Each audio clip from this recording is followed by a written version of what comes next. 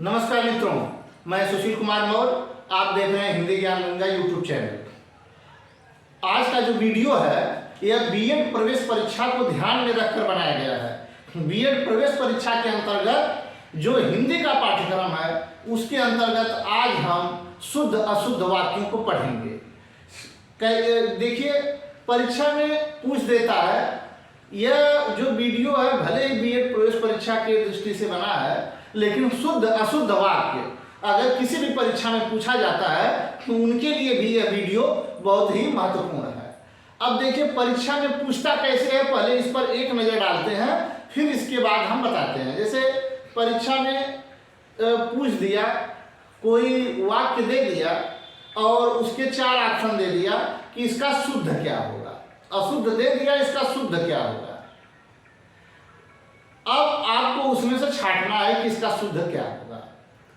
अब जो है कभी कभी 4 ऑप्शन में से 3 ऑप्शन अशुद्ध दे दिया, 1 शुद्ध दे दिया, उसमें छांटना होता है। कभी कभी अशुद्ध को छांटना पड़ता है, 3 शुद्ध दे दिया, 1 अशुद्ध दे दिया, उसको छांटना पड़ता है। इन दोनों तरह के प्रश्न जो है पूछते हैं। अब जो है शुद्ध अशुद्ध पढ़ने के लिए आपको किन किन बातों पर ध्यान देना है, पहले मैं इसको बता देता हूँ। इसके बाद कुछ उदाहरण के जरिए मैं उसी बात को बताने का प्रयास करता हूँ और इसके बाद आप जानिए कि यह चीज़ें शुद्ध अशुद्ध आपको अभ्यास से आएगी। सबसे पहले तो हमें वर्तनी का अभ्यास करना है, शुद्ध वर्तनी को लिखना है। अगर आप शुद्ध वर्तनी लिखेंगे तभी आप शुद्ध अशुद्ध को हल कर पाएंगे, क्योंकि कभी कभी क्या होता है कि वर्तनी की अशुद्धियां केवल दे देता है और उसको आपको शुद्ध करना पड़ता है। वाक्य शुद्ध रहते हैं लेकिन वर्तनी में कहीं न कहीं मात्रा में गड़बड़ी कर देता है, स्वर में, व्यंजन में गड़बड़ी कर देता है, कारक में, तमाम व्याकरण के जितने भी आयाम हैं सब में थोड़ी थोड़ी गड़बड़ी करके आपको जो है दे देगा और कहेगा कि इसको शुद्ध करिए। वह भी आपको शुद्ध जैसा ही लगेगा लेकिन जरा सा उसमें अशुद्धियां रहेंगी, उसी को आपको ठीक करना है। तो व्याकरण पर ध्यान देना जरूरी है। शुद्ध आप लिखिए शब्दों को, उस पर ध्यान देना जरूरी है। इसके बाद कुछ नियम है, उस पर भी हम चर्चा करेंगे और उसको भी जानना जरूरी है। सब मिलाकर अगर आप व्याकरण के सभी अंगों पर विचार करेंगे, सब पर जानेंगे, तब शुद्ध अशुद्ध को हल कर पाएंगे। लेकिन मैं एक तरीका बता रहा हूं कि कैसे आप ध्यान देंगे, इस चीज को आपको जानना है। जैसे उदाहरण के रूप में हम लेते हैं, जैसे मान लीजिए झूठ बोलना पाप है, पाप है। अब देखिए यहां पर ए अशुद्ध है, झूठ बोलना पाप है, यह अशुद्ध है। अब इसका शुद्ध क्या होगा, शुद्ध क्या होगा। अब देखिए ये जो झूठ शब्द है, झूठ नहीं होता, झूठ होता है। झूठ बोलना पाप है। आप समझ गए होंगे, थोड़ा सा अंतर है। इसी प्रकार हम चीजों को समझेंगे। अब दूसरा उदाहरण लेते हैं।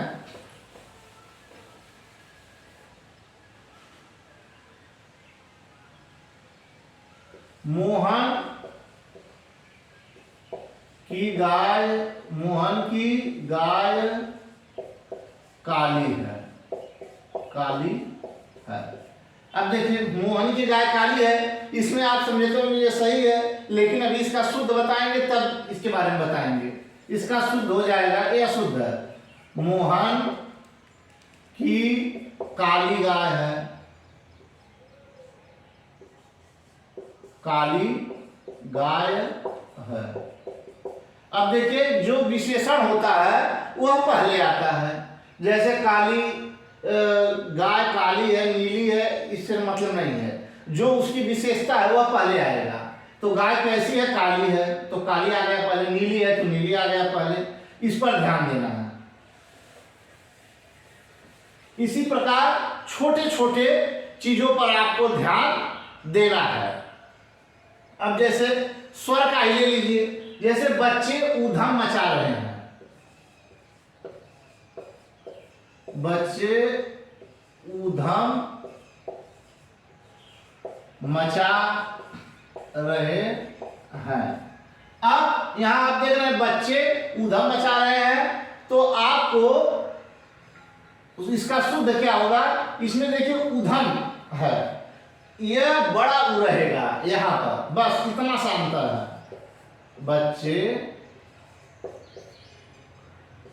ऊधम मचा रहे हैं। यह छोटी छोटी स्वर और व्यंजन की गड़बड़ियां होती है, इस पर भी आपको ध्यान देना है। अब देखिए और दूसरे उदाहरण द्वारा हम समझेंगे। अब मेज पर अनेकों पुस्तकें हैं। मेज पर अनेकों पुस्तकें हैं। अब देखिए यह आपको वाक्य देखने में सही लग रहा होगा, थोड़ा सा आपको ध्यान देना होगा। यहाँ गड़बड़ी क्या है, यहाँ अनेकों में गड़बड़ी है। आप कहेंगे इसमें क्या गड़बड़ी है, तो एक का जो बहुवचन होता है, यहाँ वचन की अशुद्धियां हैं। एक का बहुवचन अनेक होता है, एक का बहुवचन अनेक होता है, तो अनेकों शब्द नहीं रहेगा। मेज पर अनेक पुस्तकें हैं। मेज पर अनेक पुस्तकें हैं। अब आप बात को समझ गए होंगे कि कैसे कैसे हम शुद्ध अशुद्ध को पहचानेंगे, किस प्रकार हम हल करेंगे। कुछ उदाहरण के जरिए और हम समझाने का प्रयास करते हैं। जैसे एक उदाहरण है, सारे देश भर में रोष प्रकट किया गया।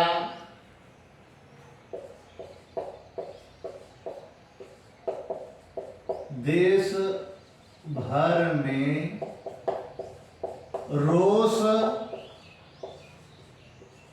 प्रकट किया गया। अब देखिए, सारे देश भर में रोष प्रकट किया गया।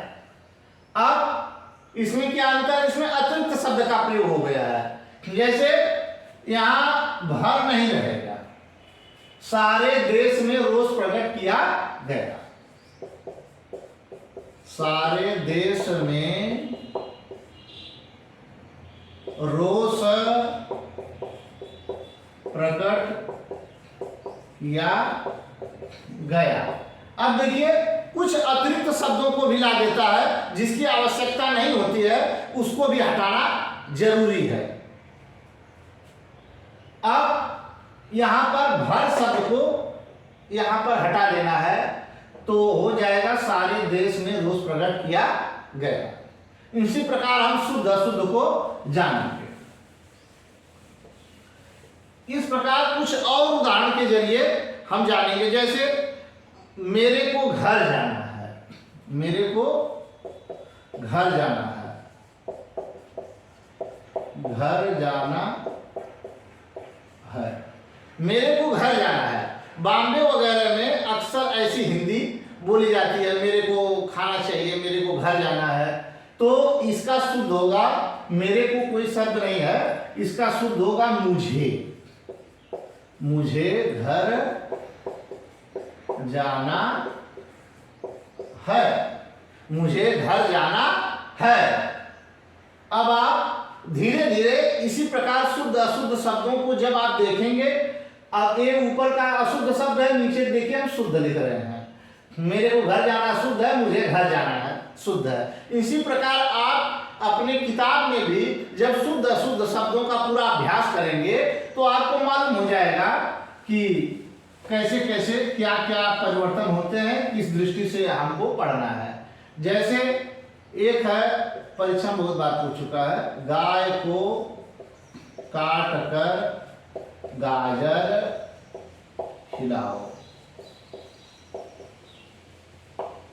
अब गाय को काट कर गाजर खिलाओ, यह एकदम उल्टा है।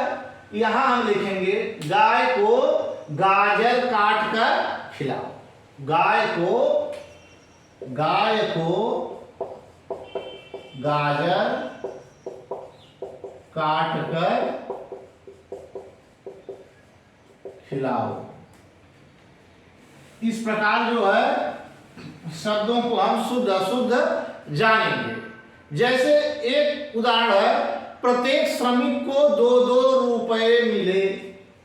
प्रत्येक श्रमिक को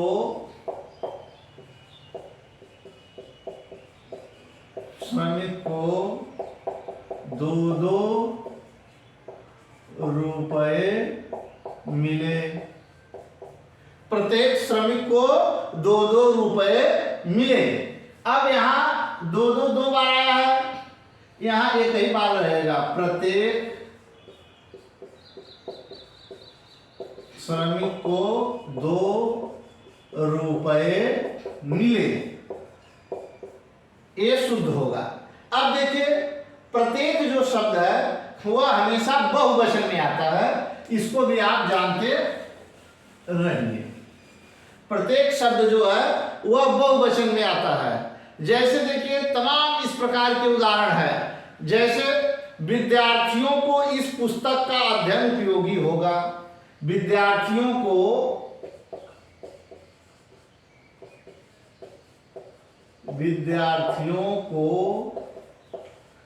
इस पुस्तक का अध्ययन उपयोगी होगा। अब देखिए, विद्यार्थियों को इस पुस्तक का अध्ययन उपयोगी होगा। अब इसका जो शुद्ध है वह होगा विद्यार्थियों के लिए। यहां पर देखिए, कारक चिन्ह में थोड़ा सा परिवर्तन होगा। विद्यार्थियों के लिए इस पुस्तक का अध्ययन उपयोगी होगा।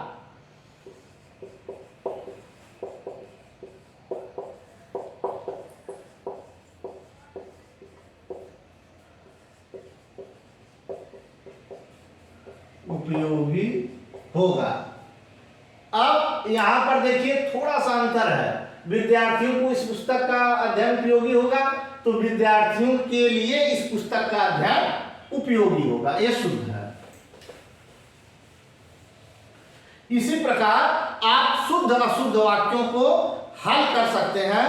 इसके लिए जरूरी है कि आप नियमित कम से कम 4-5 शब्दों को रोज शुद्ध अशुद्ध अपने पुस्तक से देखिए, उसको पढ़िए और उसमें समझिए कहाँ अंतर हुआ है। इस प्रकार व्याकरण के संपूर्ण नियमों का धीरे धीरे जब आपको ज्ञान हो जाएगा तो शुद्ध अशुद्ध आप हल करते रहेंगे। शुद्ध अशुद्ध की प्रक्रिया नियमित चलती रहती है। यह एक दिन में आपको नहीं आएगी कि हमने 50 उदाहरण बता दिया, 100 उदाहरण बता दिया, आपको आ जाएगा। नहीं, उदाहरण तो कहीं से भी पूछ सकता है, लेकिन जब आप नियम जाने रहेंगे, उस पर जैसे हमने अभ्यास करके बताया है उसी प्रकार आप अभ्यास करके देखेंगे कि यहाँ यह गड़बड़ी, वहाँ यह गड़बड़ी है, तो धीरे धीरे अभ्यास से आपको पूरा आ जाएगा।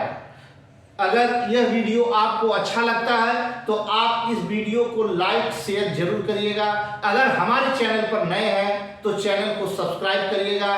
किसी प्रकार की हिंदी संबंधी अगर आपको आवश्यकता महसूस हो तो आप कमेंट करके या हमारे नंबर पर या व्हाट्सएप करके जरूर आप बताइएगा। मिलते हैं इसी प्रकार अगले वीडियो में। नमस्कार, धन्यवाद।